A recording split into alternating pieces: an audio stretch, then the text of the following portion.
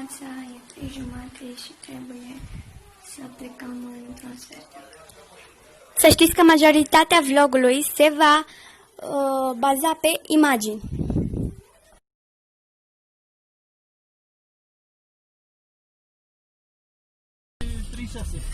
Am ajuns!